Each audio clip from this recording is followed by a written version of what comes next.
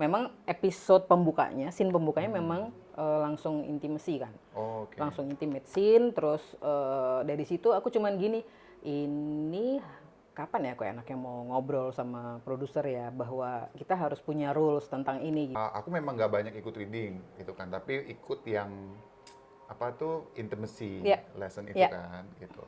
Terus juga ah, pas aku lihat hasilnya, aku sampai kayak geleng-geleng pala Mbak Prit. Kenapa tuh? Gila banget gitu. Halo, gue Kifa Iska. Selamat datang kembali di Bicara Kru Take Two. Akhirnya Bicara Kru kembali di Take Two, atau bisa kita bilang season 2. Yeah. Guys, yang baru aja bergabung nih, yang baru tahu Bicara Kru itu apa. Jadi Bicara Kru itu ngomongin orang-orang di belakang layar dari sebuah proses pembuatan film, series, dan lain-lain. Penting, karena kenapa? Sebuah karya tanpa mereka nggak akan berjalan. Iya, bosan kali ngundang-undang artis mulu. Iya nggak, Mbak? Oke, untuk episode perdana kita di season 2 ini, atau take 2 ini, kita akan mengundang seorang sutradara yang namanya udah nggak diragukan lagi di kancah perfilman Indonesia, yaitu Mbak Prita Arya Negara. Udah keren belum, Mbak, gua suaranya? Udah banget. Mantan host yang nggak laku memang begini. Saya nggak laku. Oke, guys yang belum tahu, Mbak Prita ini sebenarnya nggak penting sih, ini buat gue aja informasinya. Cuman, dia adalah salah satu saksi gue di perfilman karir gue dari zaman gue 2011. Ya nggak, Mbak? Waktu itu kita bareng pertama di Hello Goodbye. Di Hello Goodbye. Hello Goodbye. Gila, 2011 tuh berarti... 2011 sudah hampir 12 tahun yang lalu ya. 12 tahun yang lalu ya loh. Di penghujung 2011. Oh iya, di penghujung 2011 kita ke Korea bareng.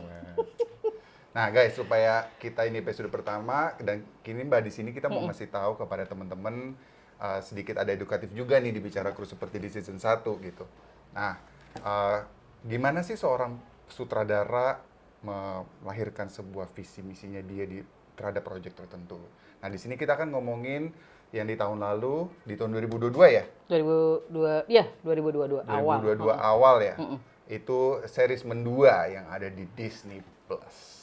Yeah. Disney Plus Hotstar. Oh iya. Ntar saya dipanggil lagi kalau salah ya. Oke, Mbak. Maaf, pengen tahu nih, Mbak. Yes. Kita langsung aja ya, teman-teman.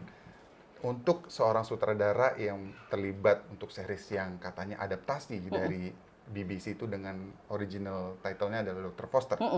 Yang akhirnya diadaptasi juga oleh Korea. Korea salah satunya. Yang judulnya The World of the Married. Masih ada masih di Netflix ya kalau nggak salah? Masih. Netflix kayak View juga masih. Oh, View juga masih ada ya. Oke. Nah, sekarang kan di Indonesia nih kemarin nih gitu kan yang ada kelanjutan atau enggak? Saya juga nggak tahu nih, mentang saya ada di sana ya. Pengen tahu nih Mbak, gimana Mbak bisa terlibat dan akhirnya bisa mendirect series Mendua ini? Oke.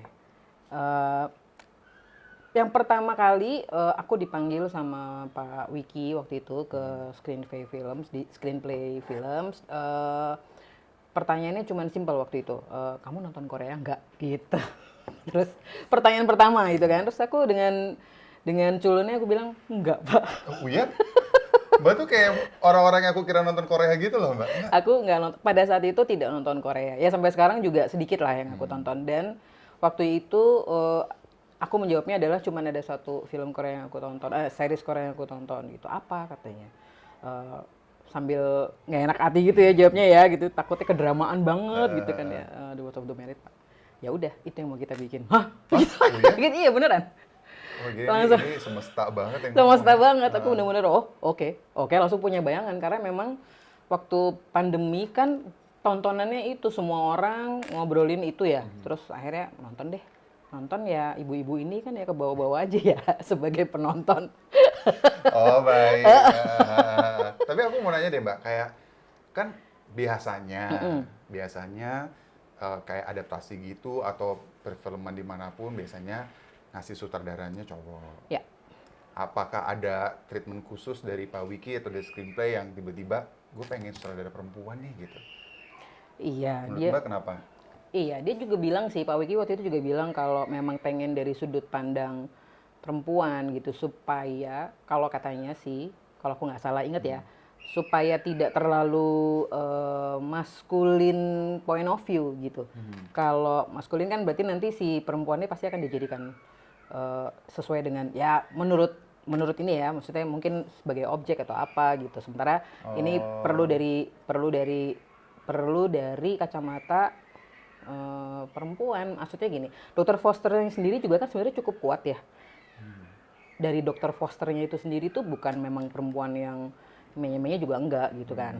Begitupun si pelakornya juga bukan yang ditempatkan sebagai yang jadi bersalah gitu juga enggak gitu. Jadi semua ada alasannya kenapa dia melakukan tindakan tertentu dan melahirkan resiko tertentu, konsekuensi tertentu gitu sih.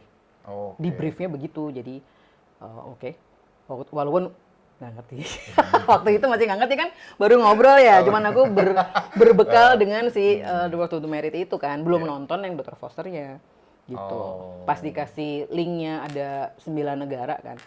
Linknya aku tonton, ternyata yang aslinya jauh lebih ini ya, lebih alpha, lebih firm, lebih dahsyat sih, lebih apa ya, lebih ya alpha banget sih, segala keputusannya, segala tindakannya itu tuh digambarkannya sangat ya jauh dari kita sih sebenarnya, jauh dari yang kalau perempuan timur kan banyak banget kalau kitanya terlalu alpha maka akan ada sanksi-sanksi sosial gitu kan ya.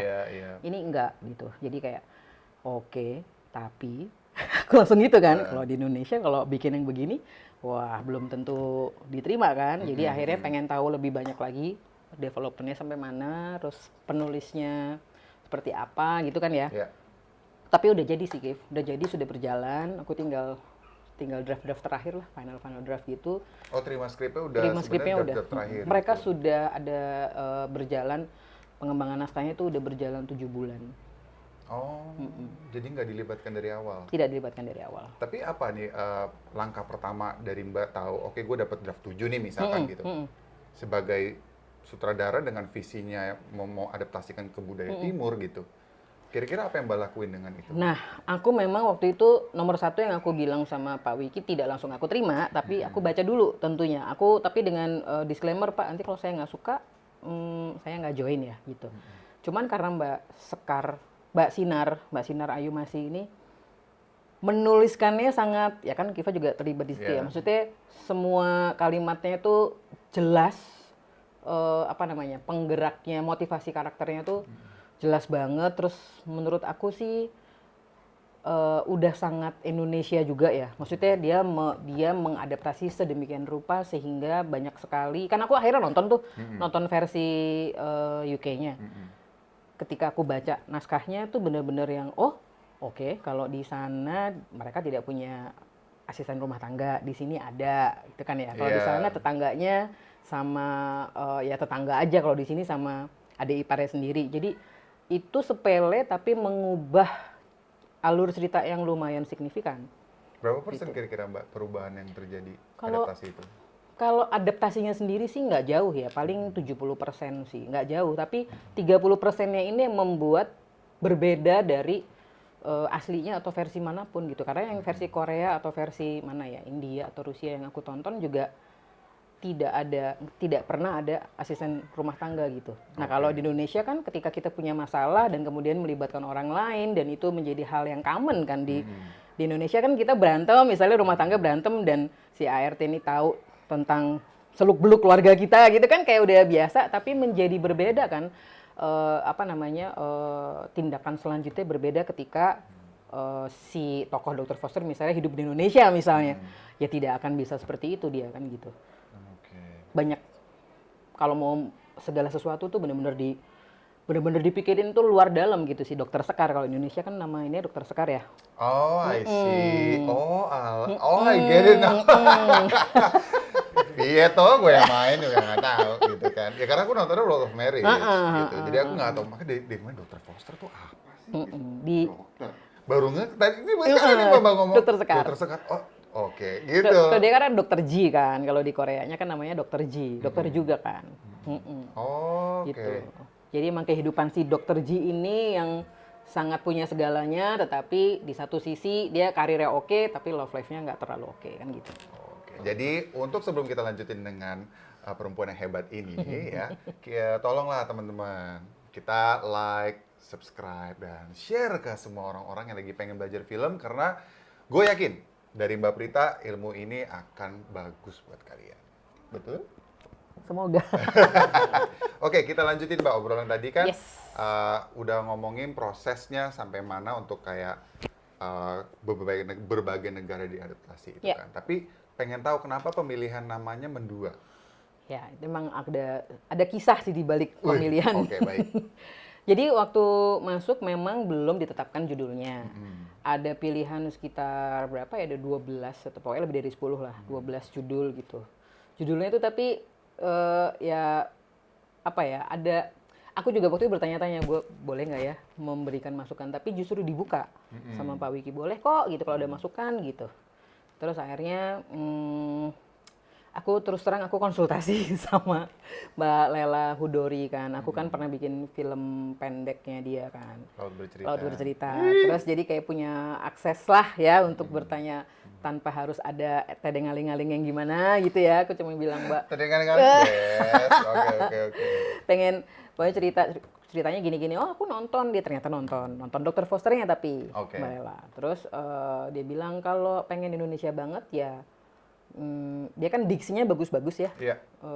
Dia bilang jangan selingkuh. Kalau selingkuh tuh terlalu frontal, nggak klasi, apa segala macam. Terus dia bilang kembalikan ke kosakatanya tentang apa peristiwa dua mendua ini nih. Gitu. Akhirnya dia bilang mendua aja gitu. Mendua. Terus waktu itu tapi aku masih belum ini kan masih asing ya. Maksudnya mendua ya sering dengar, cuman kan kayak mendua ketika diucapkan tuh masih belum enak gitu, mendua. Tapi ternyata ketika diajukan ke Pak Wiki malah oke gitu dengan mendua. Oh gitu, langsung oke itu ya. Dan aku nggak bilang kalau itu dari Mbak Lela. Pak Wiki. Nggak, tapi Pak itu that's nice. Maksudnya kan aku juga bingung kenapa nggak Dokter Sekar gitu kan, atau mungkin dunia pernikahan dini, bes. Tapi jadi akhirnya mendua. Betul, bagus sih. Maksudnya itu juga menjadi suatu pertanyaan ketika aku tahu aku ikut project ini tuh kayak ya gue kayak kenapa mendua ya gini-gini. Which is good. Nah, cuman aku pengen nanya nih untuk masalah penyutradaraan juga gitu. Yes. Kita masuk ke teknis. Untuk pemain terlebih dahulu gitu. Waktu itu kan aku memang nggak banyak ikut reading gitu kan, tapi ikut yang apa tuh intimacy lesson itu kan gitu. Terus juga pas aku lihat hasilnya aku sampai kayak geleng-geleng pala Mbak Prit. Kenapa tuh? Gila banget gitu. Ada Indonesia gila banget tuh bisa begini gitu kan. Berani banget menurut aku gitu kan. Nah, memang ceritanya sebenarnya bukan ke arah sana sih. Tapi kan lust itu adalah salah satu kenapa manusia ingin mendua gitu kan. Nah, itu gimana Mbak untuk proses ke pemain-pemainnya gitu. Karena menurutku dan teman-teman juga penyutradaraan itu nggak hanya ngomongin masalah artistik kameranya seperti apa, bla bla, tapi kan juga ke pemain ceritanya bagaimana gitu kan. Karena menurut aku waktu kita ngomongin intimacy dan reading tuh Mbak sangat hands on gitu. Kira-kira gimana tuh Mbak? Waktu pertama kali baca dan langsung scene satunya begitu, yang mana semua itu kayak mandatory scene ya di seluruh remake Dr. Foster di seluruh negara-negara itu, memang episode pembukanya, scene pembukanya memang langsung intimacy kan. Langsung intimate scene, terus dari situ aku cuman gini, ini kapan ya aku enaknya mau ngobrol sama produser ya, bahwa kita harus punya rules tentang ini gitu. Tapi aku pikir nanti dulu deh gitu. Tapi seiring itu kan paralel ya, udah tiba-tiba langsung reading juga gitu, karena pemain beberapa sudah terpilih gitu ya.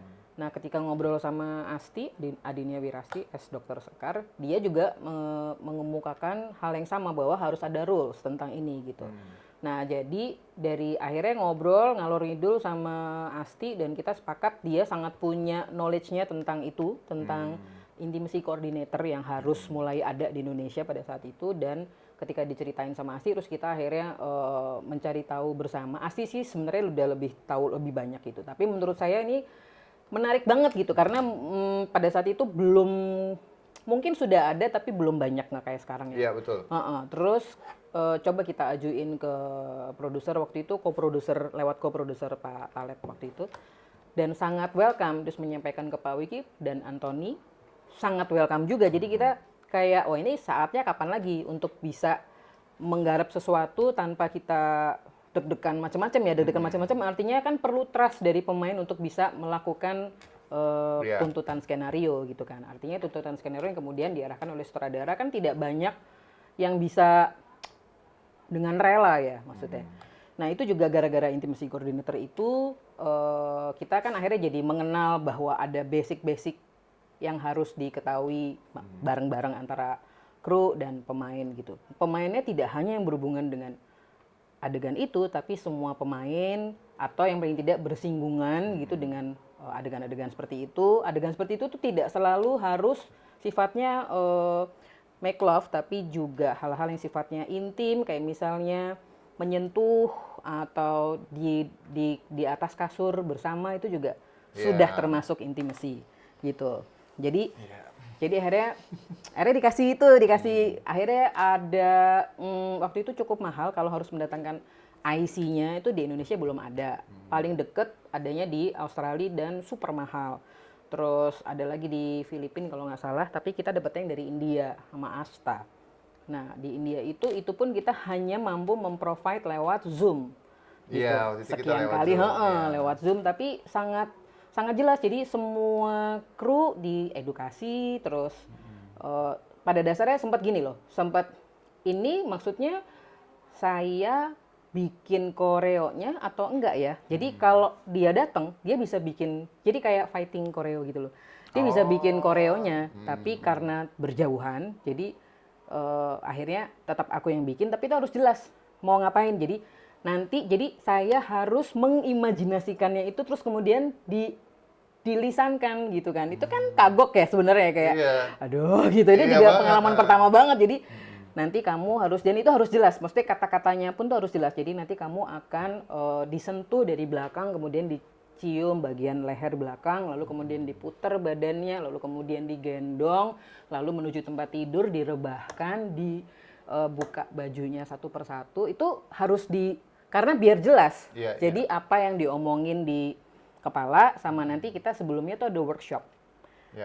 Workshopnya berdua dulu, bertiga sama pemain yang bersangkutan, lalu kemudian kalau sudah merasa nyaman baru kemudian melibatkan timnya, misalnya DOP-nya, jadi tahu koreonya begini, dia akan mengejarnya seperti apa, shotnya seperti apa, lalu kemudian ada kostumnya juga nih, kostum desainer juga ikutan karena harus menyiapkan beberapa pelengkap yang membantu, misalnya kalau misalnya harus berhadapan, harus posisinya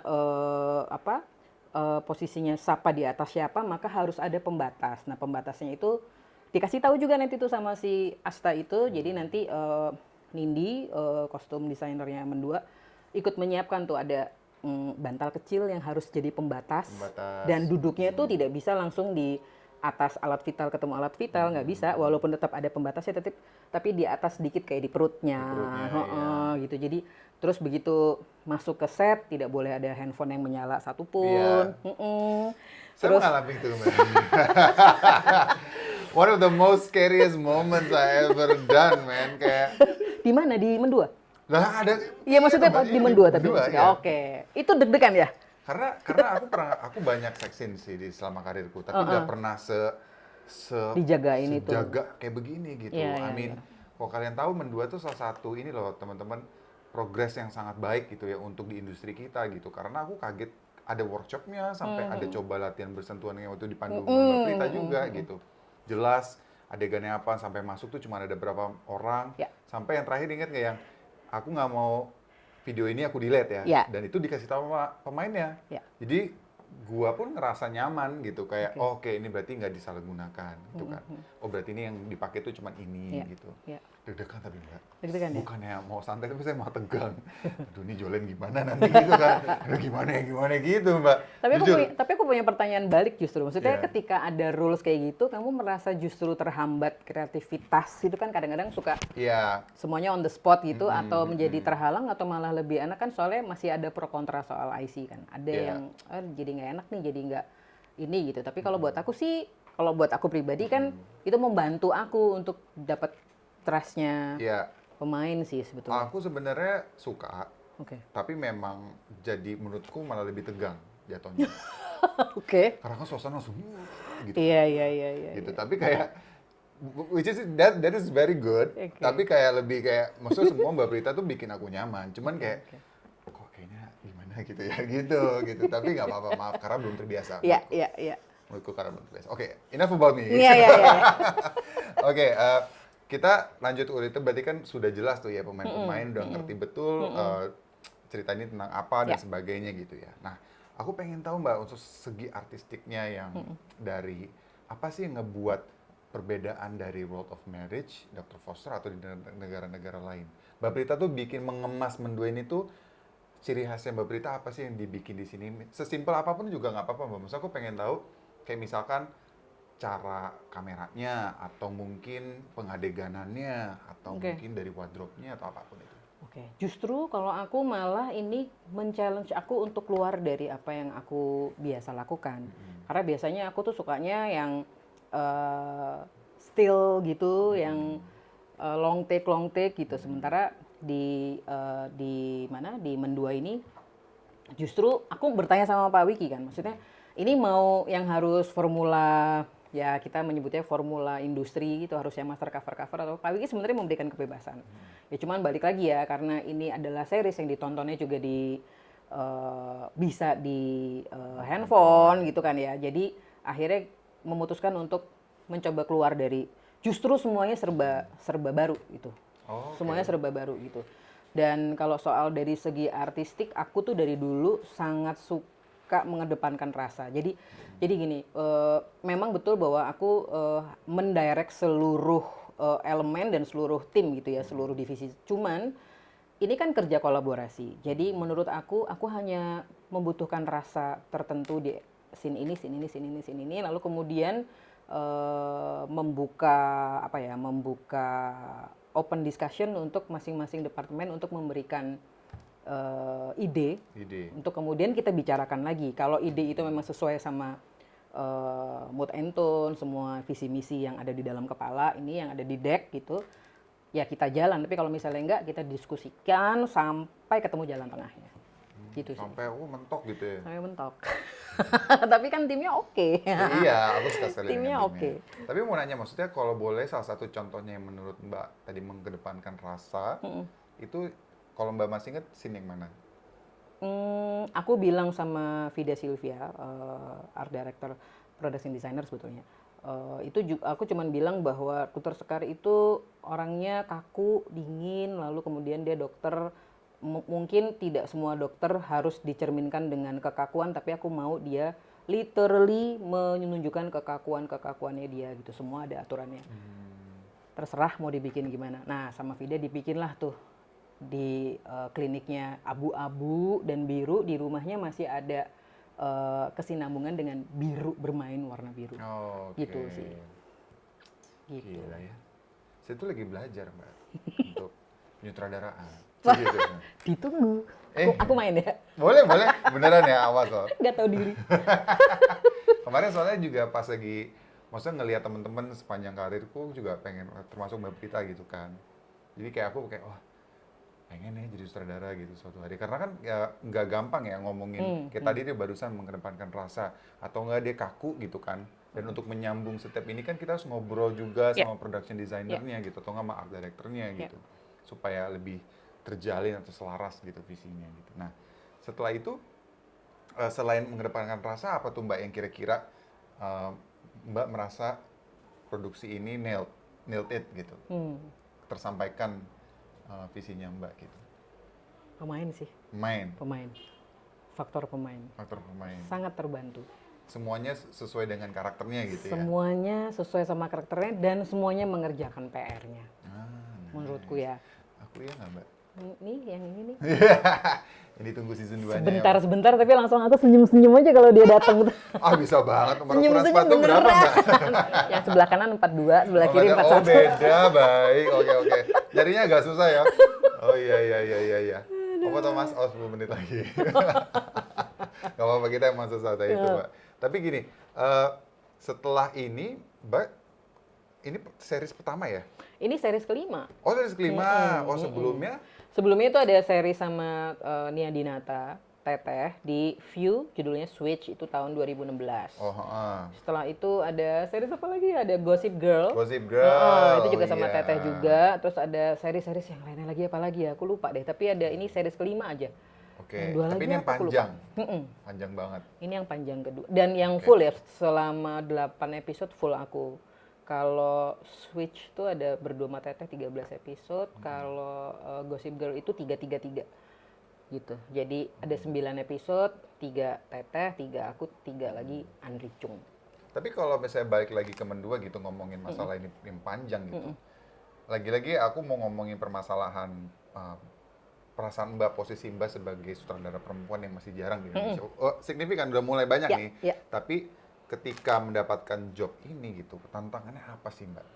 Mungkin untuk teman-teman sutradara perempuan yang mau menjadi sutradara di kedepannya gitu. Job series panjang atau job Ya, ini maksudnya Mendua spesifik ini. Mendua?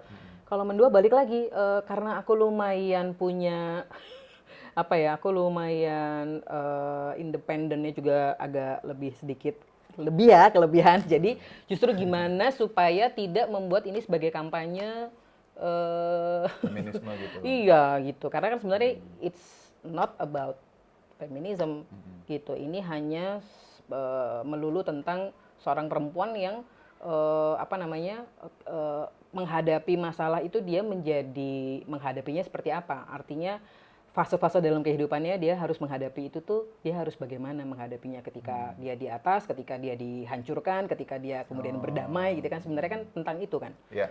Gitu. Nah, gimana caranya supaya tidak menjadi itu susah buat aku justru. Oh iya. Gitu, justru sulit gitu. Karena nanti kalau takutnya kalau yang nonton itu ya mah berita banget atau asti banget tuh kan bahaya. Padahal bukan tentang itu. Maksudnya kita berdua untungnya sama-sama paham bahwa kalau kita kebablasan jadi saling mengingatkan. Enaknya aku sangat bersyukur sih ya dapat pemain Nadinia Wirasti itu sebagai dokter Sekar karena justru apa dia yang lebih banyak apa ya, lebih banyak meluangkan waktu temen diskusi banget gitu. Gitu, temen diskusi banget gitu. Terus ketemu Tatiana Safira, Ciko yang sangat memberikan apa ya, memberikan nyawanya loh menurut aku ya. Karena kan Tata yang lembut gitu tapi juga ternyata dia juga punya strong will juga kan, gitu tuh juga. Mau lepas best. Terus Tata juga punya apa namanya perubahan apa prinsipal yang juga lumayan gitu yang apa dari ada beberapa requirement-nya dia tapi setelah IC dia juga lebih nyaman, lebih lebur gitu dan lebih trust ya. Itu aku juga seneng. I see. Gitu. Asik ya. Jadi pengen didirect lagi nih mau Bapak sih. Kode. Gitu. Kode banget, kode keras. Saya mah nggak basa-basi. sorry. This is not about me. Tapi kayak, oke, ini sebelum pertanyaan terakhir aku mau nanya sih. Maksudnya pas lagi seorang sutradara sudah pre-pro dan post production dan post pro dan sebagainya itu untuk pemain gitu Mbak. Kira-kira tipe Mbak tuh menyerahkan sepenuhnya ke pemain atau diskusi dulu atau Mbak kasih garis besar merahnya? Garis besar merah. Garis merah. Garis benang merahnya. Garis besar dan benang merah. Judul film tuh Mbak, bagus. Bagus ya. Itu lupa kan itu bagaimana Mbak kalau Mbak sistemnya? Kalau aku lebih seneng diskusi. Tapi tentunya sebelum diskusi nggak main digelontorin aja terus dapatnya apa enggak. Tapi tentunya udah punya duluan gitu ya.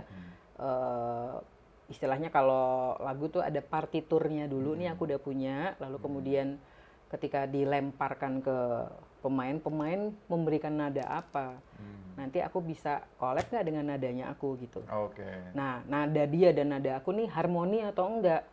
Kalau enggak, aku akan mencari supaya harmoni gimana caranya. Tidak selalu bisa sih, tidak selalu bisa. Maksudnya aku harus mengakui bahwa mengharmonikan nada-nada dari pemain dan aku sendiri itu kadang-kadang juga sulit ya. Butuh preparation yang panjang, butuh support dari produksinya sendiri, butuh kemauan dan mengerjakan PR dari pemainnya sendiri juga.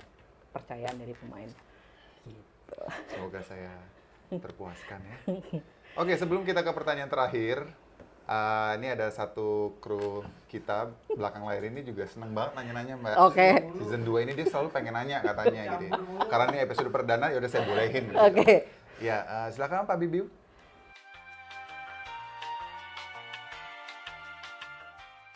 Sangat, sangat. Justru DOP itu buat aku adalah wakil mata ya. Artinya nomor satu yang harus kawin duluan tuh justru malah DOP. Oh, bukan produser. Kalau produser kan segitiga yang di awal-awal ya sama penulis ya. Begitu udah jadi, nomor satu yang dicari itu DOP dan art director dulu itu dari situ. Iya sih, aku setuju itu. Nah dari situ baru turunannya lebih bisa gitu. Tapi kalau DOP itu buat aku super penting karena begitu kita tidak satu visi, punya visi sendiri DOP-nya atau si sutradaranya terlalu terlalu punya ego sendiri yang nggak mau dikasih masukan sedikit pun itu juga repot ya. Jadi memang harus mau mendengar dan jangan langsung impulsif merespon tapi endapin dulu gitu. Semua masukan tuh nggak semuanya harus direspon. Nggak langsung respon tuh bukan berarti kita nggak pintar kok. Ih, suka banget. Maksudnya yang Suka apa banget. diendapin dulu untuk dipikirin dulu supaya ya kalau tidak berhubungan dengan pekerjaan impulsif boleh. Tapi kalau untuk pekerjaan sih harus dipikirin lagi lalu kemudian mungkin kita bisa cari tahu dari nonton bareng referensinya apa gitu sih. Sebenarnya aku lebih banyak dikasih referensi sih. Aku sangat sulit untuk memberikan referensi karena aku takutnya ngikut ke referensi itu. Jadi aku lebih baik dikasih referensi untuk kemudian jadi bahan diskusi. Oh, masalah kita sama ya Mbak. Aku gitu loh, Aku susah. gitu, Kayak nanti jadi pengennya ikut. gini, tapi kalau gini jadi ngikutin gitu. Wah, aku nggak sendirian kan. Oke, yes, ada teman. Oke, Mbak. Sebelum kita mengakhiri episode ini, ada pertanyaan terakhir nih. Ini biasa kita lakukan dari season pertama. Oke. Jadi ini agak serius. Jadi gitu. Padahal tadi Dari tadi nggak serius ya? Nggak best. Oke.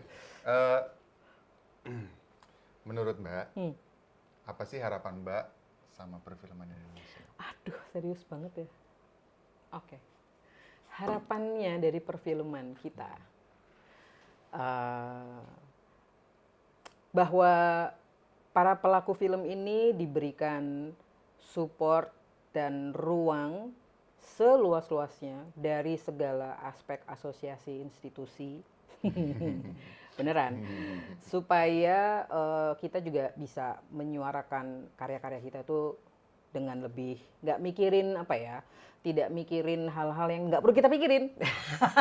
Banyak tuh. Itu dah pokoknya intinya sangat berharap support terutama dari para pemegang apa sih namanya tuh saham. Bukan pemegang saham yang membuat film itu ada karena film itu kan karya dan bisnis menjadi satu ya. Nah betul. Itu sih sebenarnya harapannya supaya kita tetap disupport supaya minat terhadap menonton film itu tetap terjaga, ada. Ya ketemu di tengah lah antara karya dan bisnis gitu ya. Gila, episode perdana di 2024 ini memang sungguh sekali guys. Tapi udah nonton Korea lagi Mbak, belum? Udah sih, jangan tanya yang mana ya. Tapi ya oke. Berarti terima kasih Mbak untuk sudah menjadi bintang tamu kita sama-sama, di episode perdana Kifat. ini. Terima kasih sudah memilih Bicara aku. Krutek 2. Bicara Krutek 2. Okay. Semoga di karir berikutnya Mbak, project-projectnya aku bisa main katanya. Amin. Semoga lancar dan Amin. semoga Terima bisa kasih. ketemu titik tengahnya dan terus didukung oleh semua institusi dan sebagainya. Ya. Termasuk ini ya guys, kita masih butuh sponsor. Oke guys, terima kasih sudah nonton Bicara Kru. Jangan lupa untuk like, subscribe, dan komen, dan share ke semua teman-teman yang lagi ingin belajar film karena ilmu ini sangat-sangat bagus buat kalian. Terima kasih dan sampai jumpa di episode berikutnya.